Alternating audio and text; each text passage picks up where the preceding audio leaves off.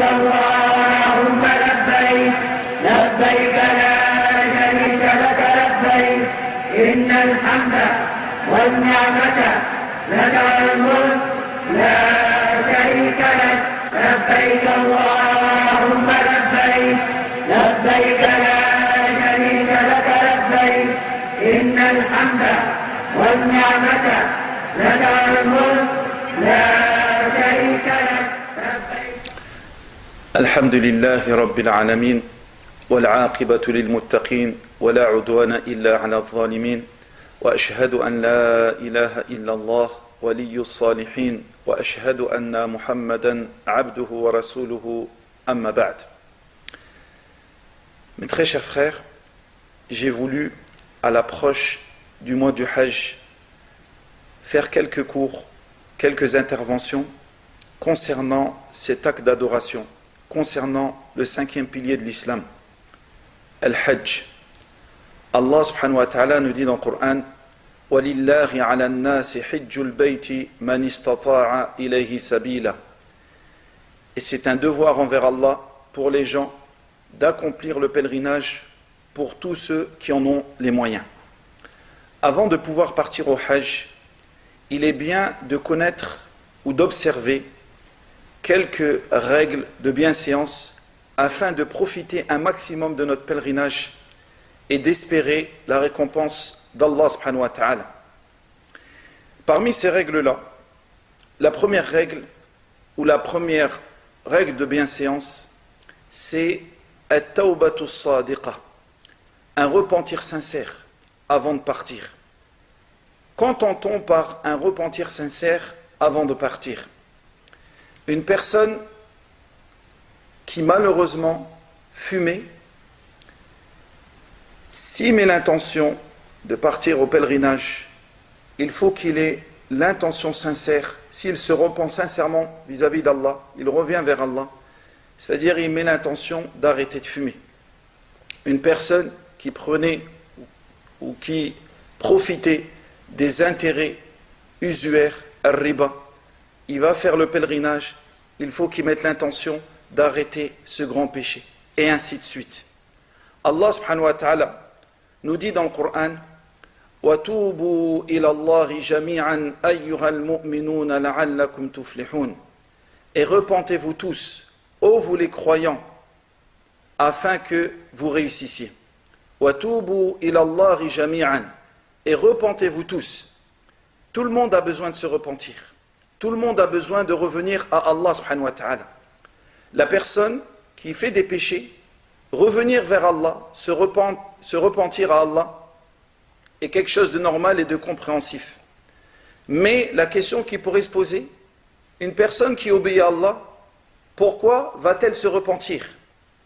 Elle va se repentir de ses manquements vis-à-vis d'Allah subhanahu wa ta'ala. Le prophète sallallahu alayhi wa sallam nous enseignait, après la prière, de dire 3 fois Astaghfirullah, Astaghfirullah, Astaghfirullah. Pourquoi demander pardon à Allah subhanahu wa ta'ala alors que je viens de sortir d'un acte d'adoration?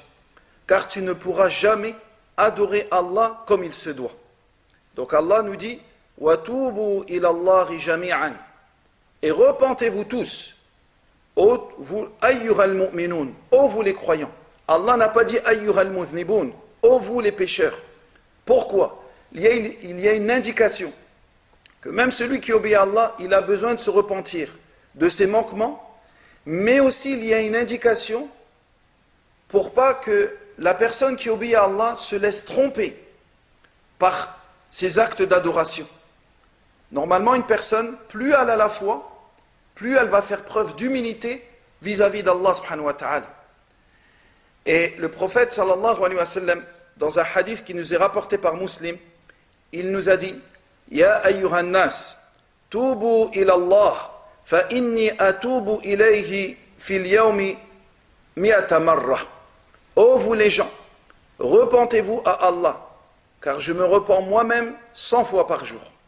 Si le prophète sallallahu alayhi wa sallam, à qui Allah subhanahu wa ta'ala a pardonné ses péchés passés et futurs, se repentait 100 fois par jour, alors que devons-nous dire nous?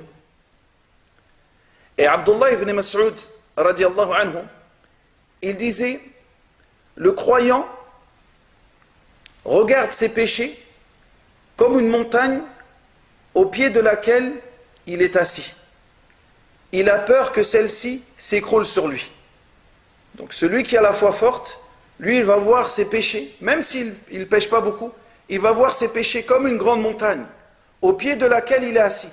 Et il a peur que celle-ci lui tombe dessus. Le croyant, il a peur des conséquences de ses péchés.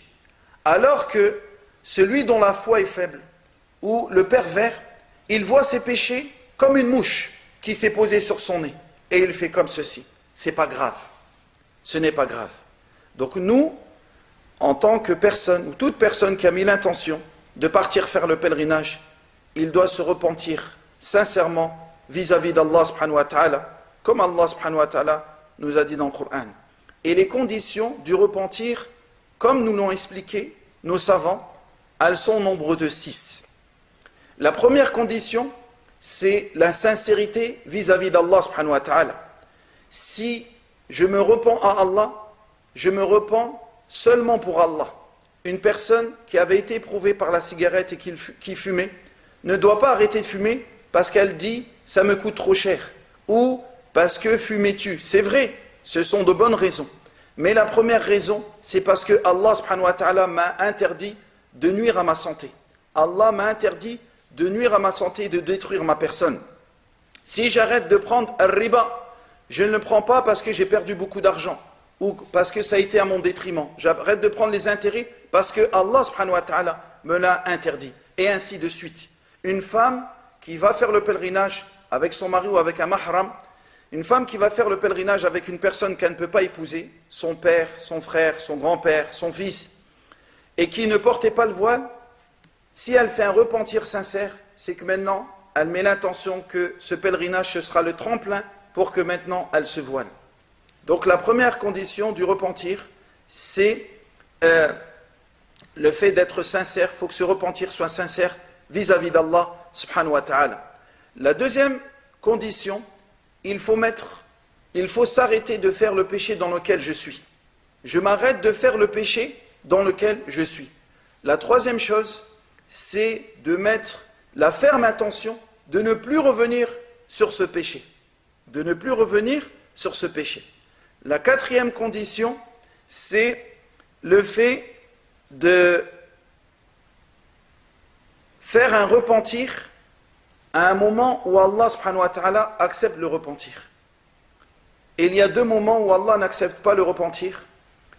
Au moment où l'âme de la personne se trouve à son gosier, al-hulqum, à ce moment-là, Allah n'accepte plus le repentir.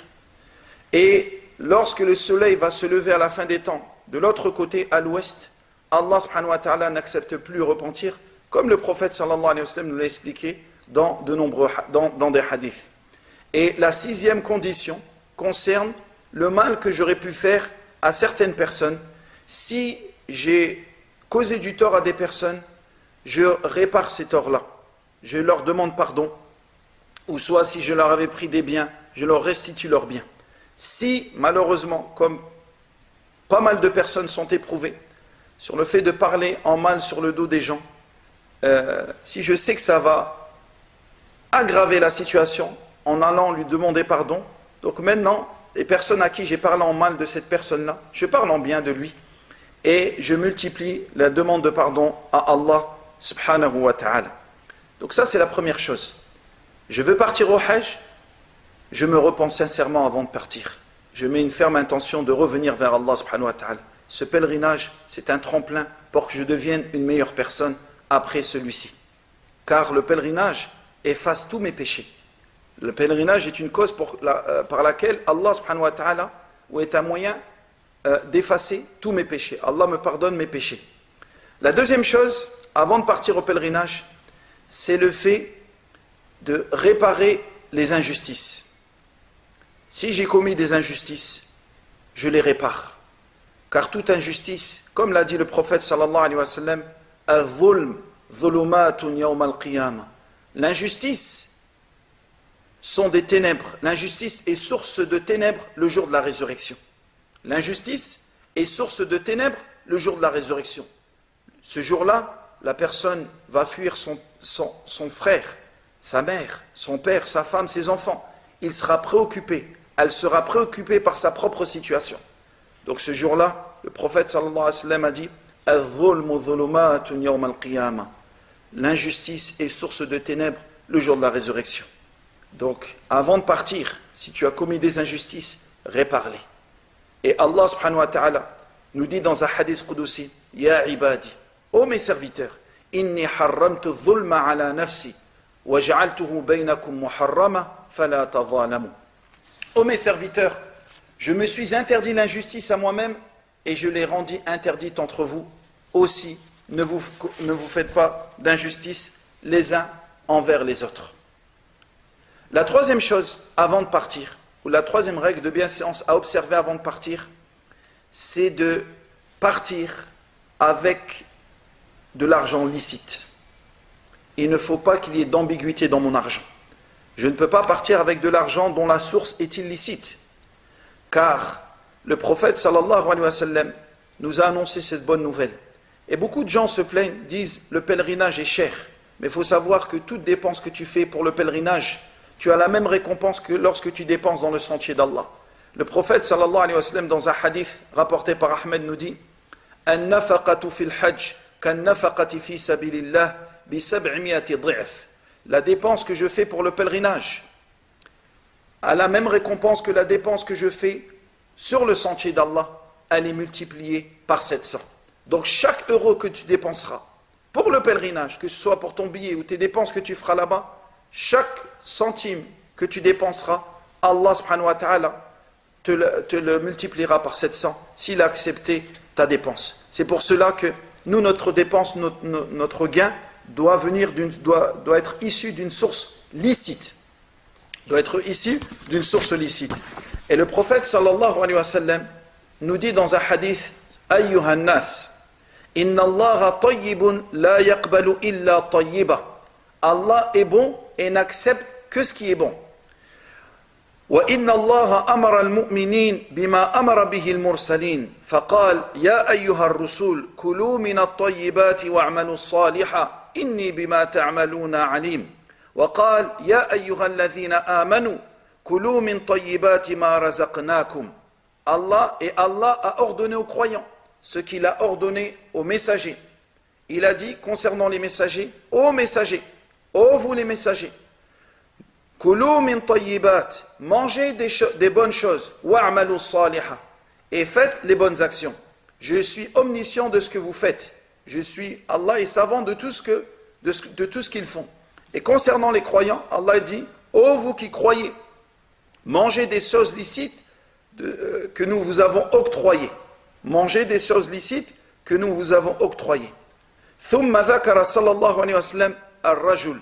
يطيل السفر أشعث أغبر يمد يديه إلى السماء.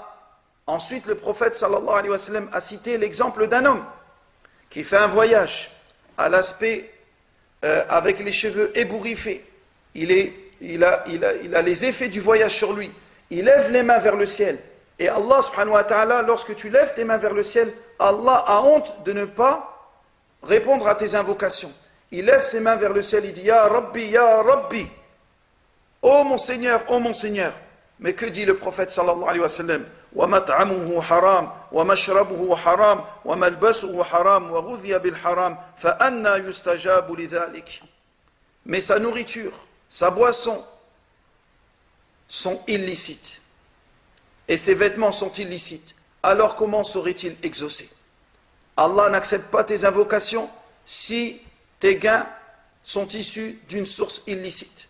Alors comment, toi, Allah subhanahu wa ta'ala se vante des pèlerins auprès de ses anges rapprochés le jour de Arafat, et Allah subhanahu wa ta'ala, il accepte les invocations du pèlerin.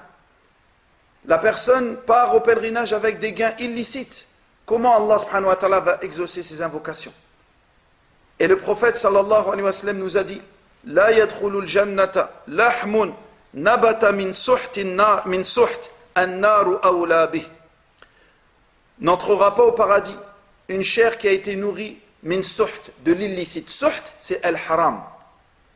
Donc toute personne qui s'est nourrie de l'illicite, s'il ne s'est pas repenti, Comme l'a dit le prophète sallallahu alayhi wa sallam, il ne rentrera pas au paradis.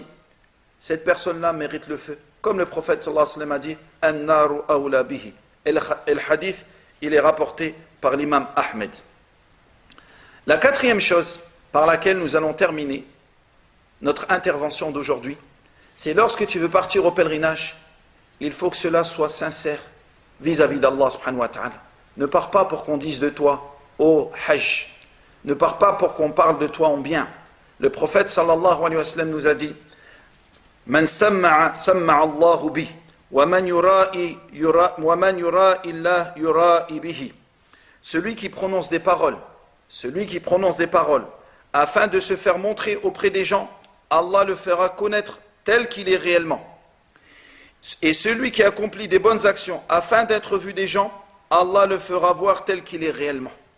Et le prophète sallallahu alayhi wa sallam nous a dit également, Innamal a'malu binniyat wa innama likulli imri'in ma nawa. Les actes ne valent que par les intentions, et chacun n'aura pour lui que ce qu'il a eu réellement l'intention de faire. Donc si tu parles au pèlerinage, malheureusement, il y a des gens qui ont pour coutume d'inviter les gens avant d'accomplir le pèlerinage. Et c'est mieux de délaisser cela. Pourquoi? Parce qu'il ne nous a pas été rapporté que le prophète sallallahu alayhi wa sallam et les compagnons ont accompli cet acte-là. Donc il est mieux de délaisser cette chose-là. Et il y a une crainte qu'il y ait une certaine forme d'ostentation. Pourquoi lorsque tu vas à la mosquée, ou tu vas à la mosquée pour les prières, ou tu vas faire le pèlerinage, tu vas accomplir les prières, ou tu vas jeûner, pourquoi tu ne fais pas un ikram? Pourquoi tu ne fais pas un repas avant? Parce que cela n'amène à rien. Cela n'amène à rien.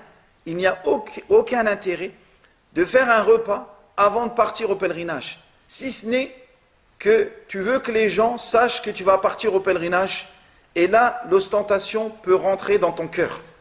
L'ostentation peut rentrer dans ton cœur. Et malheureusement, il y a des gens aussi, lorsqu'ils se trouvent à la Mecque, ils vont faire semblant de faire des invocations pendant qu'on les prend en photo, ou pendant qu'on les filme. Où il y a des gens maintenant, il y a des photographes spécialisés. Derrière eux, il y a une image, une photo de la Kaaba. Et lui, il se met en état avec les habits de l'ihram, les habits de sacralisation. Et il lève ses mains et il fait semblant qu'il est en train d'invoquer devant le Kaaba. Et ensuite, quand il reviendra, il accrochera cela à son mur. Tout ça, ce ne sont pas des choses qui sont bonnes à faire. Car l'ostentation, il peut y avoir de l'ostentation dans ces actes-là. Où il y a des gens, pendant qu'il est en train de faire le tawaf, ou lorsqu'il est à Arafat, il est en train d'appeler. C'est des moments où tu dois invoquer Allah subhanahu wa ta'ala pour te pardonner, pour accepter les bonnes actions que tu as faites. Pourquoi à ce moment-là tu veux te prendre et mettre ça sur Facebook? Il y a des gens maintenant, il est à la Mecque, il met ses photos sur Facebook. Quel intérêt il y a à faire cela? Il n'y a aucun intérêt à faire cela. Recherche la satisfaction d'Allah. Pose-toi la question, lorsque tu es en train de te filmer, lorsque tu es en train de prendre des photos et mettre ça sur Facebook ou mettre ça ailleurs pour que les gens te voient, pourquoi tu fais cela? Quel est ton intérêt? Quel est ton intérêt à accrocher tes photos parce que tu es parti au pèlerinage? Il n'y a aucun intérêt à cela. On demande à Allah subhanahu wa ta'ala qu'il accepte de nous nos bonnes actions et qu'il nous pardonne nos péchés. أقول هذا وأستغفر الله لي ولكم وصل اللهم على محمد وعلى آله وصحبه وسلم تسليما والحمد لله رب العالمين.